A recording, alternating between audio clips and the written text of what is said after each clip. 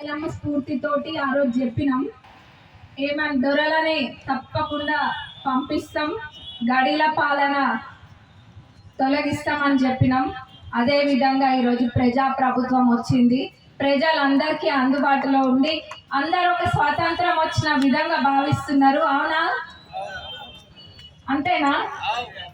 ఏ అవ్వైనా, ఏ తాత అయినా, లేకపోతే ఏ పెద్దమ్మ పెద్దనాన్న అయినా, ఎవరైనా అక్క అన్న అందరూ ఎక్కడ కనిపిస్తే అక్కడ ఏదంటే అది మంచిగా ఫ్రీగా అడుగుతున్నారు. ఎటువంటి మొహమాటం, ఎటువంటి భయం లేకుండా మంచిగా అడుగుతున్నారు.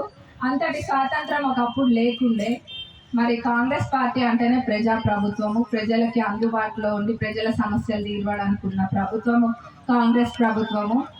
మరి ఇట్లాంటి చాకల ఐలమ్మ గారి స్ఫూర్తి ఎప్పటికీ ఇక్కడ ఉండాలని, అదే స్ఫూర్తితోటి ఇంకెందరో ముందుకొచ్చి ఇంకెన్నో చేయాలని మనస్ఫూర్తి కోరుకుంటున్నా.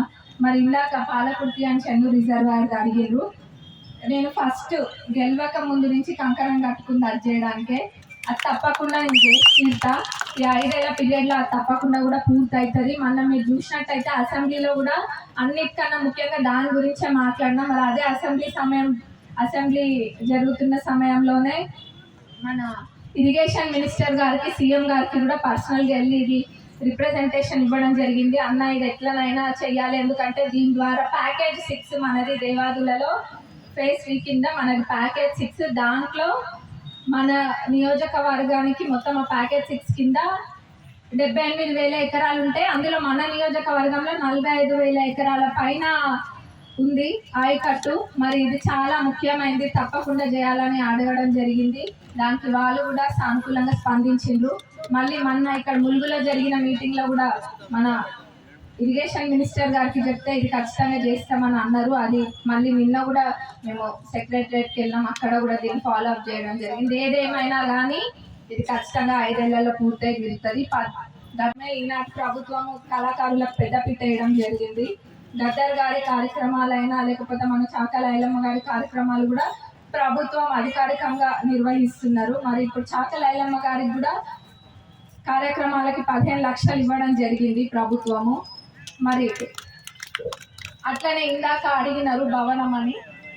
ఆ భవనం కూడా ఆల్రెడీ 1 ఎకరం భూమి కేటాయించడం జరిగింది. దానికి మరి అక్కడ భవనం కట్టుకుందామా, ఫంక్షన్ హాల్ కట్టుకుందామా, ఏం కట్టుకుందామా, ఏదో ఒకటి అయితే తప్పకుండా చాకలి ఐలమ్మ గారి జ్ఞాపకార్థం ఖచ్చితంగా అక్కడ కట్టి తీరాల్సిందే. కట్టమని కూడా ప్రభుత్వం తరఫున మీ అందరికీ మాటిస్తున్నా.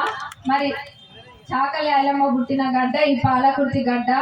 ఈ గడ్డకి శాసనసభ్యురాలు అవ్వడం నాకు ఎంతో గర్వంగా ఉంది. అదొక అదృష్టంగా కూడా భావిస్తున్నా. మనందరికన్నా అదృష్టవంతులు ఎవరంటే చాకల ఐలమ్మ గారి వారసులు. కళ్ళకు కట్టినట్టు వాళ్ళ ఆ లెగసీ అనేది ఇప్పటికీ కూడా వాళ్ళు చూడగలుగుతున్నారు. మరి వాళ్ళందరికీ మరొకసారి ధన్యవాదాలు తెలుపుతున్నాము.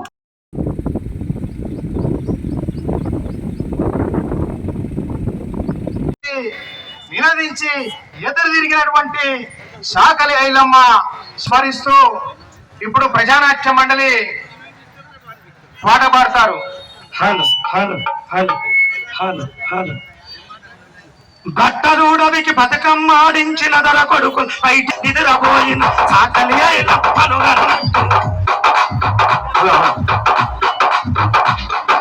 గట్టదూడవికి బతుకమ్మ ఆడించిన కష్టమనది కష్టమనది బ్రహ్మనేల మనది తీర కష్టమనది బ్రహ్మనేల మనది అరే కోరు కష్టమనది తీర కష్టమనది నిజాముకుపోయిన చాకలి ఐలమ్మను